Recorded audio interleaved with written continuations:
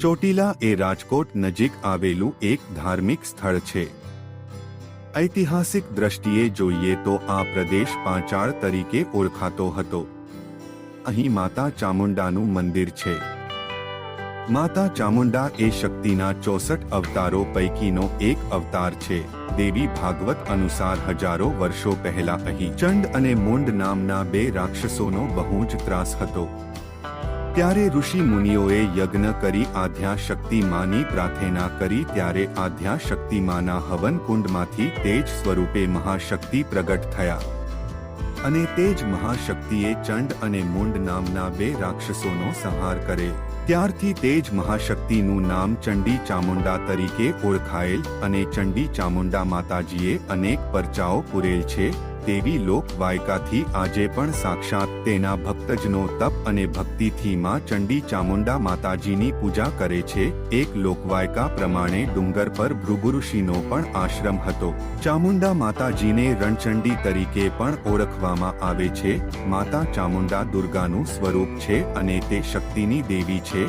તેમની છબીમાં તેમની જોડિયા પ્રતિકૃતિ દેખાય છે, કેમ કે તેમને ચંડી ચામુંડા પણ કહેવામાં આવે છે. ચામુંડા માતાજીની છબીમાં તેમની ઓળખ મોટી આંખો તથા લાલ અથવા લીલા રંગના વસ્ત્રો તથા ગળામાં ફૂલોના હાર વડે થઈ શકે છે. તેમનું વાહન સિંહ છે. ચોટીલા ડુંગર ઉપર વર્ષો પહેલા મંદિરની જગ્યાએ નાનો ઓરડો હતો. તે સમયે ડુંગર ચડવા પગથિયા પણ ન હતા, તો પણ લોકો માતાજીના દર્શન કરવા આવતા હતા.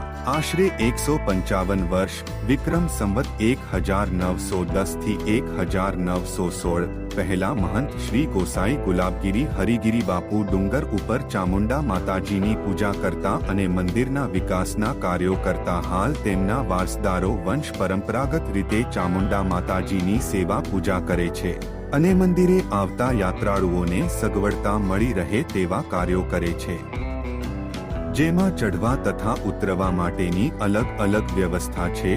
દર 100 પગથિયા ચડતા પીવાના પાણીની વ્યવસ્થા છે. તદ ઉપરાંત પગથિયા ઉપર છેક સુધી છાંયડો હોવાથી ઉનાળામાં તેમજ વરસાદ દરમિયાન પણ યાત્રિકોને કોઈ તકલીફ પડતી નથી. અને વર્ષની મુખ્ય નવરાત્રિ ચૈત્ર તથા આસો માસમાં માતાજીના ડુંગર પર અને સમગ્ર તળેટી તથા હાઈવે પર જાણે કે ધાર્મિક મિની કુંભમેળો ભરાયો હોય તેવા રૂડા ધાર્મિકસભર દ્રશ્યો જોવા મળે છે. ખાસ કરીને આસો માસની નવરાત્રિથી છેક દિવાળી સુધી મોટી ઉંમરના વયોવૃદ્ધો પણ હૃદયમાં માતા પ્રત્યેની અપાર શ્રદ્ધા સાથે સડસડાટ ડુંગર ચઢી જાય છે. જ્યારે અસંખ્ય માઈ ભક્તો આળોટતા કે દંડવત પ્રણામ કરતા ડુંગરના 625 પગથિયા ચઢી જાય તે દ્રશ્ય જોઈને ભલભલા નાસ્તિક માનવીનું મસ્તિષ્ક પણ ઝૂકી જાય છે.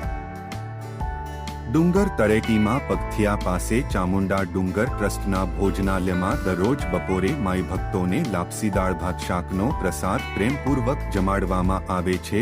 ચોટીલા ચામુંડા માતાજીના સ્થાને વિશેષ પરંપરા છે. અહીં સાંજની આરતી બાદ ડુંગર ઉપરથી ભાવિકો પૂજારી સહિત તમામ લોકો નીચે આવી જાય છે. રાત્રિના ઉપર કોઈ રોકાઈ શકતું નથી. એવું પણ કહેવાય છે કે ડુંગર પર રાત્રે સિંહ આવે છે. કહેવાય છે કે આજે પણ કાલભૈરવ સાક્ષાત મંદિરની બહાર ચોકી કરે છે, માતાજીની રક્ષા કરે છે.